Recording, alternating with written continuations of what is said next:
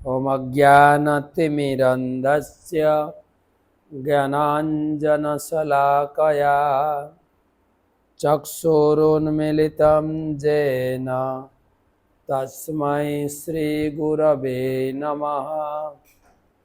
श्रीचैतन्यमनोभीष्टं स्थापितं येन भूतले स्वयं रूप कदा मह्यं ददाति सपदान्तिकं। वन्दे अहं श्रीगुरो श्रीयुतपदकमलं श्रीगुरून् वैष्णवांश्च श्रीरूपं साग्रजातं सहगण रघुनाथान्वितं तं सजीवं साद्वैतं सावधूतं परिजनसहितं कृष्णचैतन्यदेवं श्रीराधाकृष्णपादान् सहगण ललिता श्रीविशाखान्वितांश्च नमो ॐ विष्णुपादाय कृष्णप्रेष्ठाय भूतले श्रीमते भक्तिवेदान्त स्वामिनिति नामिने। नमस्ते सारस्वते देवे गौरवाणी प्रचारिणे निर्विशेषशून्यवादी पाश्चात्यदेशतारिणे। जय श्री कृष्ण चैतन्य प्रभु नित्यानंद श्री अद्वैत गदाधर श्रीवासदि श्री गौरभक्तबिंद। हरे कृष्णा कृष्ण कृष्ण हरे हरे, हरे राम राम राम हरे हरे। कृष्णाय वासुदेवाय देवकी नंदनाय च नंदगोपकुमाराय गोविंदाय नमो नमः। ओं नमो भगवते वासुदेवाय, ओं नमो भगवते वासुदेवाय, ओं नमो भगवते वासुदेवाय।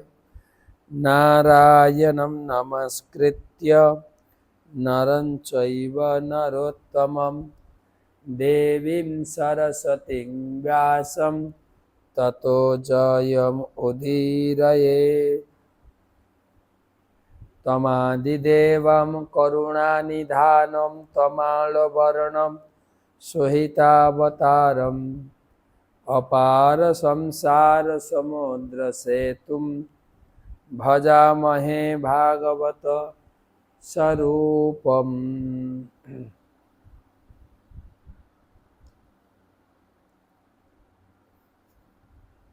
तो ग्रंथराज श्रीमद् भागवतम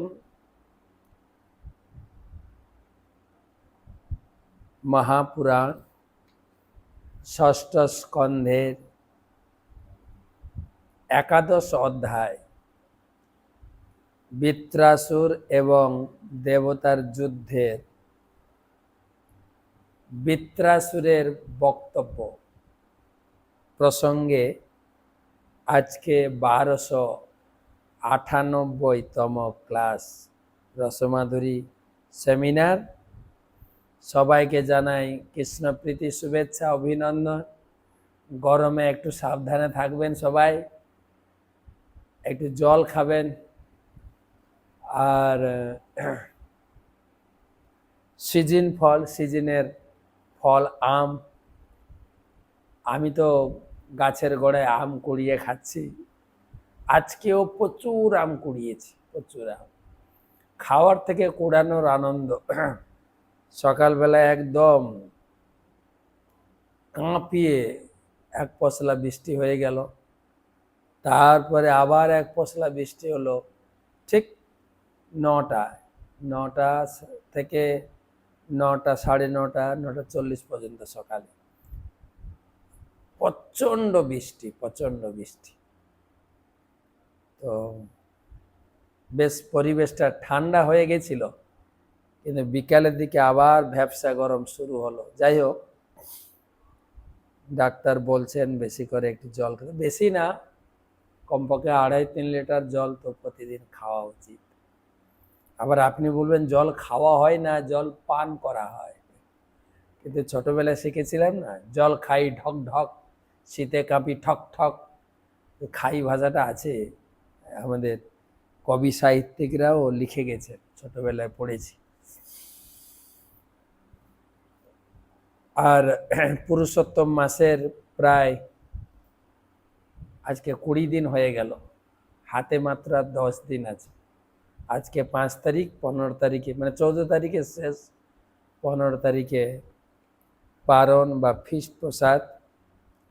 আর আমি আগামী রবিবারই বেরোচ্ছি, পুরুষোত্তম মাসে বেরোইনি, একটু বেরোবো। কিছু কিছু ভক্তরা প্রোগ্রাম অ্যারেঞ্জমেন্ট করেছেন, দীপদান আদি। এখান থেকে বেরিয়ে প্রথমে হলদিয়া মন্দির, তারপরে তমলুক, বাজকুল, নাজির বাজার, চলে যাব রামনগর, রামনগর থেকে আবার ঘাটা লাইনে ঢুকবো, যশোড়া, চাইপাট, ক্ষীরপাই, চন্দ্রকোনা রোড, চন্দ্রকোনা টাউন, মেদিনীপুর শহর, তারপরে বহরাগোড়া। এই মোটামুটি একটা চক্কর ঘুরে আসবো। তো আগামী রবিবার থেকে পরের রবিবার পর্যন্ত সোমবার ফিরবো মায়াপুরে ভীষ্ম পঞ্চকের পারণ।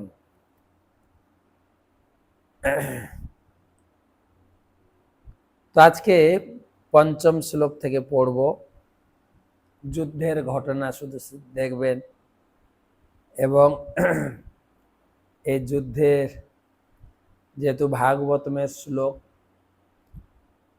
ভাগবত মাহাত্ম্যে বলা আছে শ্লোক উচ্চারণ করলেও তাতেই মোক্ষ প্রাপ্তি হয়, ভগবান খুশি হয়। গীতার শ্লোক, ভাগবতমের শ্লোক, তাই শ্লোক অনুবাদ গুলো পড়তে থাকবো। আর যদি কিছু প্রসঙ্গ থাকে কিছু বলবো।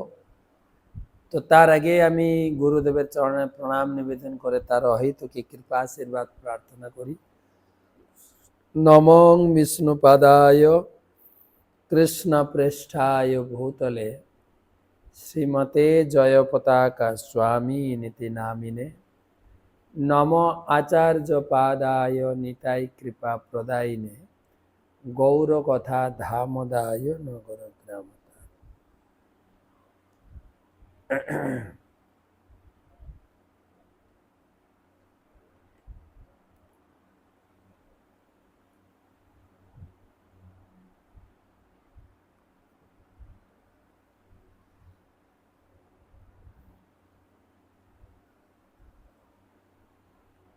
পঞ্চম শ্লোক। যদি বা প্রধনে শ্রদ্ধা সারং বা খোল্লকা হৃদি অগ্রে তিষ্ঠত মাত্রং মে ন চেত গ্রাম্য সুখে স্পৃহা। যদি বা প্রধনে শ্রদ্ধা সারং বা খোল্লকা হৃদি অগ্রে তিষ্ঠত মাত্রং মে ন চেত গ্রাম্য সুখে স্পৃহা। হে তুচ্ছ দেবতাগণ, যদি তোমাদের যুদ্ধে যথার্থই শ্রদ্ধা থাকে এবং হৃদয়ে ধৈর্য থাকে এবং বিষয় ভোগে অভিলাষ না থাকে, তবে ক্ষণিকের জন্য আমার সম্মুখে দাঁড়াও।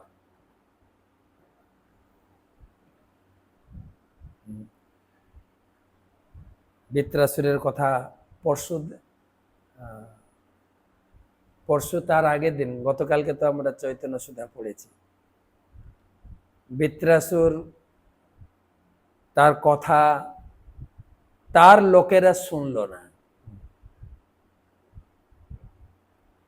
এখন দেবতাদেরকে শাসানো শুরু করেছে। তোমাদের লজ্জা লাগে না? আমার লোকেরা যারা আমার কথা না শুনে যুদ্ধক্ষেত্র ছেড়ে পালিয়ে যাচ্ছে, আর তাদেরকে মারতে যাচ্ছ, কাপুরুষ কোথাকার। যদি লড়াই করতে হয় আমার সঙ্গে লড়াই করো। যারা যুদ্ধক্ষেত্রে ছেড়ে পালিয়ে যাচ্ছে তাদেরকে মেরে লাভটা কি তোমাদের? মারা লোককে মেরে যশ কুড়াবে কি? কাপুরুষ কোথাকার। যদি বুকের পাটা থাকে আমার সঙ্গে লড়াই করো। একা লড়ছেন। যদি তোমাদের যুদ্ধে যথার্থই শ্রদ্ধা থাকে, হৃদয়ে ধৈর্য থাকে, বিষয় ভোগে অভিলাষ না থাকে, তবে ক্ষণিকের জন্য আমার কাছে দাঁড়াও।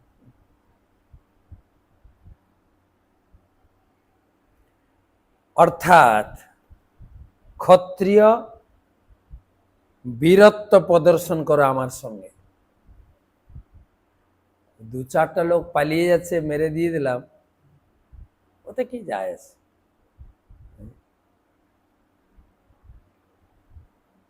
তোমার যদি যুদ্ধ করতে না ইচ্ছা করো, প্রাণবধে যদি ভয় থাকে, তাহলে আমি যুদ্ধ করব না। কেন? আমি তোমাদের মতো ভীত নই, কাপুরুষও নই। মরব তো যুদ্ধক্ষেত্রে মরব, লড়াই করে,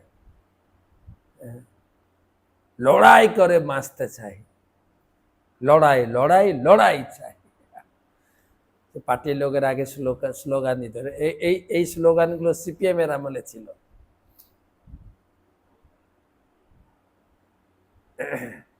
এখন এগুলো নেই।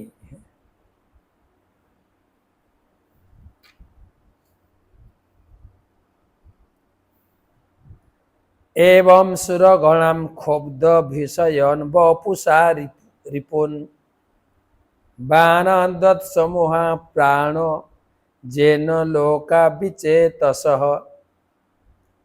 एवं सुरगणान क्षुब्ध भीषयन वपुषा रिपुन बाणादत समूह प्राण जेन लोको विचेतसः।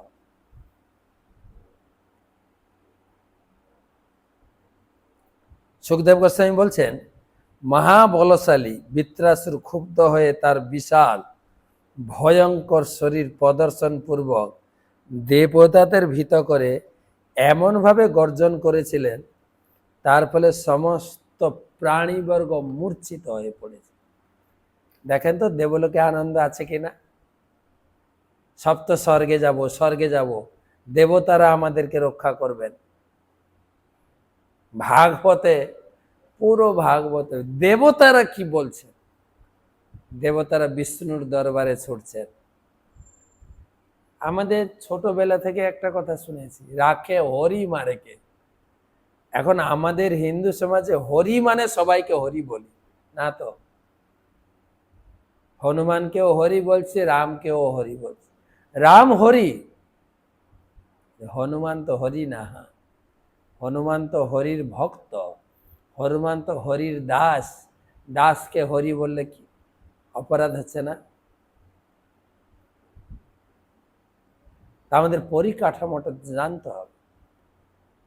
দেবদেবী অসীম শক্তি সম্পন্ন এবং দেবদেবী ভগবানের নির্দেশনা অনুযায়ী এই জগতের সমস্ত প্রয়োজন, এই সমস্ত জীবের যা কিছু দরকার তারা ভগবানের কাছ থেকে নিয়ে প্রেরণ করছে, যেটা গীতায় বলা হয়েছে, ময়িতে বহিতান হিতান, আমার কাছ থেকে নিয়ে তারা দেন। কৃষ্ণ বলেছেন গীতায় 7ম অধ্যায়ে।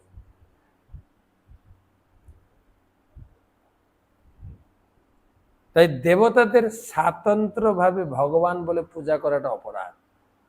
পূজা করবেন। এই সামনে আমাদের গণেশ পূজা আসবে, আগে গণেশ পূজা থেকে শুরু হবে দেবদেবীর পূজা। গণেশ পূজা সম্ভবত আপনার এসে যাবে সেপ্টেম্বরের ফার্স্ট উইকে।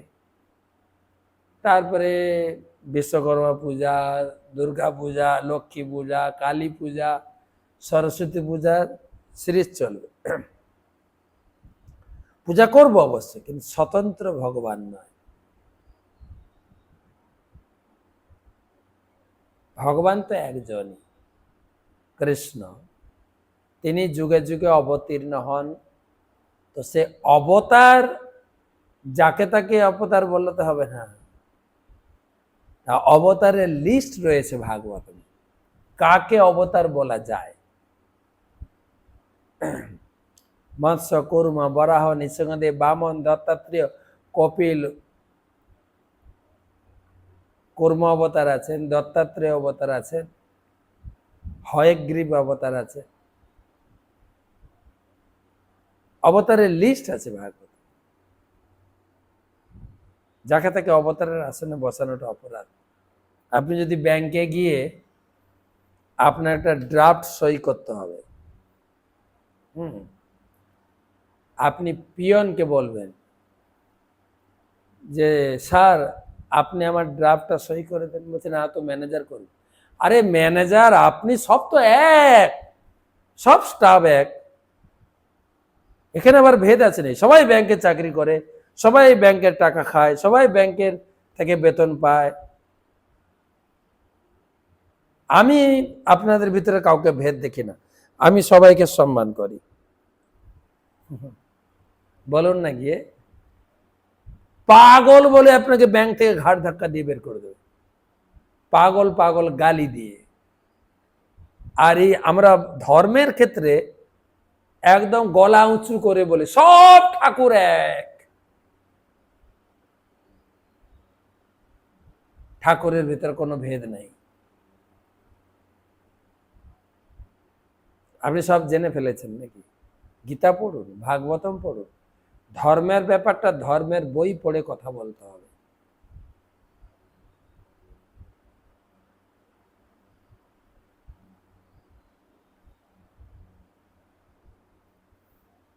যাই হোক, দেবতারা এতটাই শক্তিশালী, বৃত্রাসুরের গর্জনে সবাই মূর্ছিত হয়ে গেল। আর যুদ্ধ করবে কি?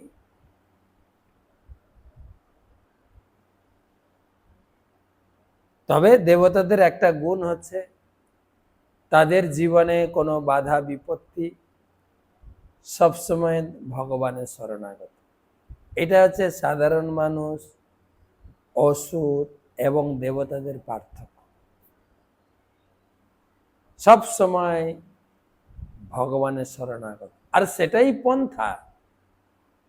আপনি যে দেব দেবীকে পূজা করবেন, ব্রাহ্মণ তিনি জানেন প্রথমে সমস্ত কিছু উপাচার শালগ্রাম নারায়ণকে অর্পণ করে প্রসাদী হিসাবে প্যান্ডেলে যে দেব দেবী রয়েছেন তাকে পূজা হয়। আমি যখন কলকাতায় আমাদের ইস্কনের প্রচার কার্যে ছিলাম, সেই গীতা ভবন শিশু মঙ্গলের কাছেই আমাদের একটা বিল্ডিং ছিল, সেখানে প্রচারে থাকতাম। সেখানে আশেপাশে কয়েকটা প্যান্ডেলে পূজা হতো। পূজার সময় বারান্দায় বসে বসে দেখতাম লোকে কিভাবে সারিবদ্ধ হয়ে সারা রাত পুজো দেখছে। আর সকালবেলা এতটা ভিড় থাকতো না, সকাল ঠিক 6:30 7টা থেকে সেই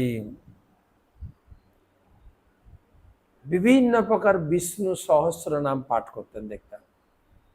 নমো ব্রাহ্মণ দেবায় গো ব্রাহ্মণ হিতায় চ জগদ্ধিতায় কৃষ্ণায় গোবিন্দায় নমঃ।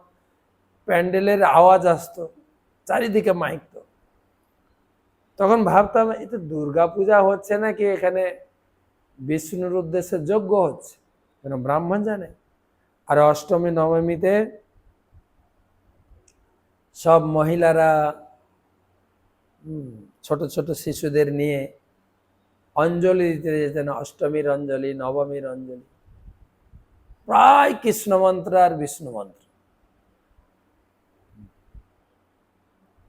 নারায়ণ নাই নমস্তভ্যম, নারায়ণী, নারায়ণের স্ত্রী নারায়ণী, ঈশানী।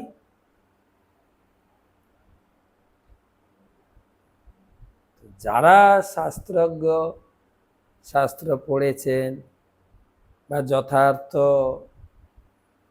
যথাযথ সোর্স থেকে শ্রবণ করেছেন, ঠিক আছে, জানতে হবে তো, না জেনে কথা বললে কি করে? কিছু একটা বলে আমি সাইড হয়ে গেলাম, হ্যাঁ, ধর্মের নাম করে দু চারটা একটু কথা উড়ে, ওটা তো ধর্ম না। তেন দেবগণা সর্বে বিত্র বিস্ফোটনেন বৈ নিপেতু মূর্ছিতা ভূমৌ যথৈবাসনিনাহতা। তেন দেবগণা সর্বে বিত্র বিস্ফোটনেন বৈ নিপেতু মূর্ছিতা ভূমৌ যথৈবাসনিনাহতা। দেবতারা বৃত্রাসুরের সেই ভীষণ সিংহনাদ সদৃশ গর্জন সমনে বজ্রাহত ব্যক্তির মতো মূর্ছিত হয়ে ভূমিতে পতিত হয়েছে। বজ্রাহত, যেন তাদের মাথায় বাজ পড়েছে, কেবল বৃত্রাসুরের গর্জন। আর যুদ্ধ করবে কি? ভাগবতম কিভাবে তুলনা করছেন দেখেন।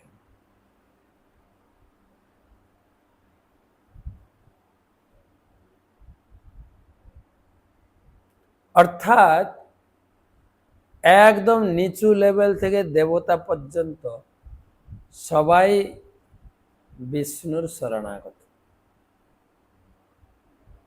বিষ্ণুই সকলকে পরিচালিত করছেন, সবাইকে তিনি জীবন দান করেছেন, সবাইকে তিনি পালন পোষণ করছেন।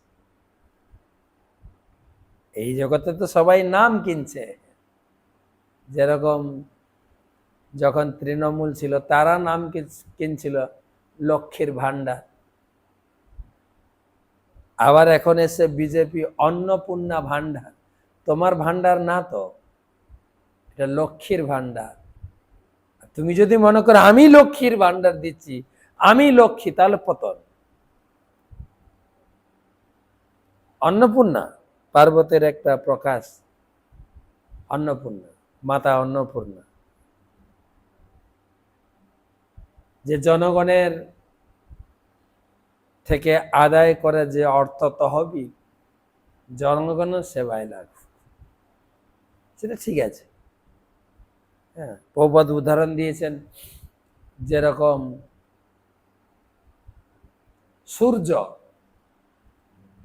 তিনি উপর থেকে তাপ প্রদান করে পুকুরের, নদীর, খানা ডোবার জল বাষ্পীভূত হয়ে জমা হচ্ছে কালো মেঘ, আর যেখানে জল দরকার সেখানে গিয়ে বর্ষা হয়ে যাচ্ছে। সরকারি কোষটাও এরকম, কিন্তু বিভিন্ন ট্যাক্সিং কোষ থেকে টাকা আসবে, টাকা এসে জমা হবে যেখানে প্রয়োজন। কোথাও কূপ খনন হবে, কোথাও কারখানা হবে, কোথাও রাস্তা তৈরি হবে, বা গৃহহীনদের গৃহ তৈরি করা হবে, জনগণের উদ্দেশ্যে খরচা।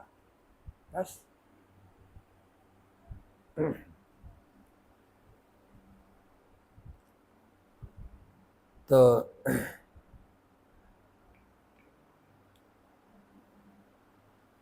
সবাই ভগবানের উপরে নির্ভরশীল। ভগবান গীতায়ও বলেছেন, ভর্তা ভোক্তা মহেশ্বর। ভগবান হচ্ছেন ভর্তা। আমাদের গ্রামে গঞ্জেও কখনো কখনো স্বামীকে ভর্তা বলে সম্বোধন। ভর্তা মানে হচ্ছে যিনি ভরণ পোষণ করান। ভগবানই সবাইকে ভরণ পোষণ করাচ্ছেন।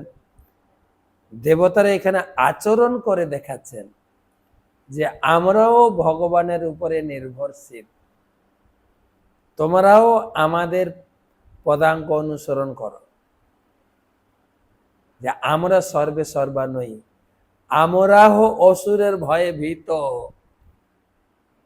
অসুরের দাপটে আমরাও পর্যুদস্ত।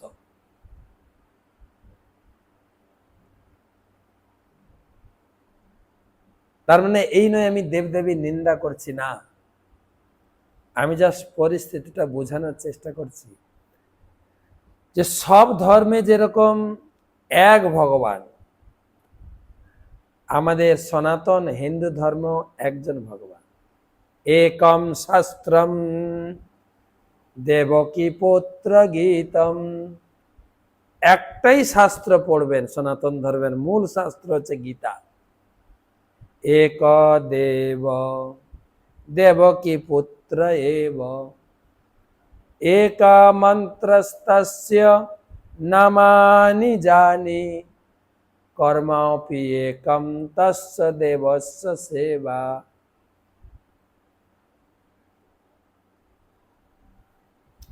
একটাই শাস্ত্র পড়বেন, আমাদের আরাধ্য দেবতা একজন, এবং আমাদের সেই আরাধ্য দেবতা দেবকী পুত্র গোবিন্দকে পূজা করতে একটাই মন্ত্র লাগে, আর সবার একটাই সেবা।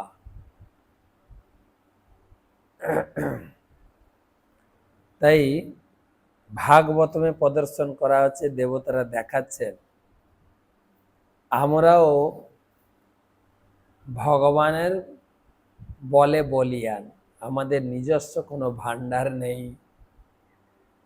মামার্ধপাদভাম সুরসৈন মাতুরম নিমিলিতাক্ষম রণরঙ্গ দুর্মদঃ, গাম কম্পয়ন্নোদ্দ তলসুল ওজসা, নালং বলম যূথ পতির যথোন্মদ। মমার্ধপদ্ভাম সুরসৈন্য মাতুরম নিমিলিতাক্ষম রণরঙ্গ দুর্মদঃ, গাম কম্পয়ন্নু দতশূল ওজসা, নালং বলম যূথ পতির যথোন্মদ। দেবতারা যখন ভয়ে তাদের চক্ষু নিমীলিত করেছিলেন, তখন বৃত্রাসুর তার ত্রিশূল উত্তোলন করে তার নিজ বলে পৃথিবী কম্পিত করেছিলেন। মদবত্ত হস্তি যেমন নলবনকে পদদলিত করে, ঠিক সেইভাবে বৃত্রাসুর দেবতাদের পদদলিত করেছিলেন। বাবা কতটা হে কি বলছেন! দেবতারা যখন ভয়ে তাদের চোখ খুলেছিলেন, তখন বৃত্রাসুর তার ত্রিশূল উত্তোলন করে তার নিজ বলে পৃথিবী কম্পিত করে তাদের সামনে ছুটে এসেছিলেন। আর কি করেছিলেন, কি লিখেছেন দেখেন, মদমত্ত হস্তি যেমন নলবল, নলবল আমাদের গ্রামে একটা তিথি ছিল, নলবনা সংক্রান্তি। সেই নল নিয়ে আমরা ধান ক্ষেতের কোনায় কোনায় পুঁতে দিতাম, নলবনা সংক্রান্তি। আর ওই দিনটা খুব ধুমধাম করে বাড়িতে খাওয়া দাওয়া হতো, 7 রকমের শাক খেতে হবে ওই দিন। নলবন, হাতির কাছে নলবন মারানো কিছু না, ওটা খুব নরম নরম গাছ। সেরকম বৃত্রাসুর দেবতাদেরকে একদম পদদলিত করেছে। বিলক্ষতম বজ্রধর তমর্ষিত, সশস্ত্র বেহ ভিদ্রবতে মহাগদাম, চিক্ষেপতামা পততিং পততিং সুদুঃসাহম, জগ্রাহ বামেন করেণ লীলয়া। বিলক্ষ্যতম বজ্রধর তমর্ষিত, সশস্ত্র বেহ ভিদ্রবতে মহাগদাম, চিক্ষেপতামা পততিম সুদুঃসাহা, জগ্রাহ বামেন করেণ লীলয়া। বৃত্রাসুরের কার্যকলাপ দর্শন করে দেবরাজ ইন্দ্র অত্যন্ত অসহিষ্ণু হয়ে তার প্রতি এক মহাগদা নিক্ষেপ করেছিলেন। বৃত্রাসুর মানে ইন্দ্র প্রচন্ড ক্ষেপে গেছিলেন। অপরের পক্ষে দুঃসহ হলেও বৃত্রাসুর সেই গদাটি বাম হাতে ধরেছেন, ইন্দ্রকে অপমান করা, বাম হাতে ধরে।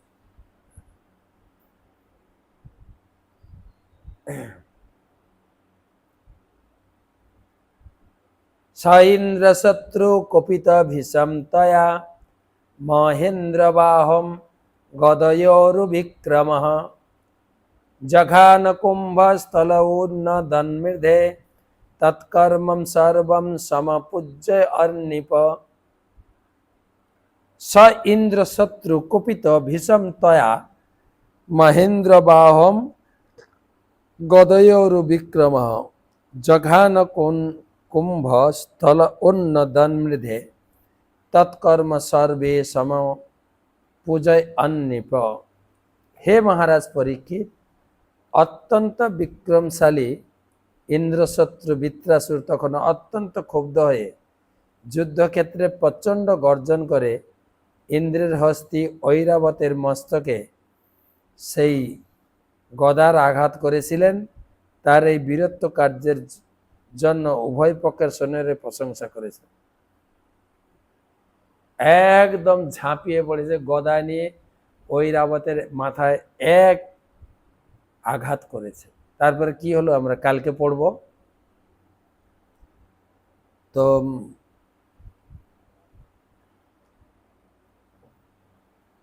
আমরা রবিবার দিন একটা প্রশ্ন উত্তর টকশো যেরকম হবে, আমরা এবারে টকশোটার ভিন্ন ধর্মী টকশো করব।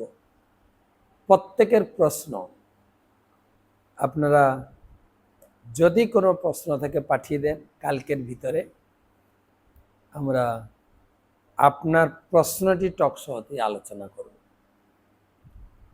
শুভরাত্রি।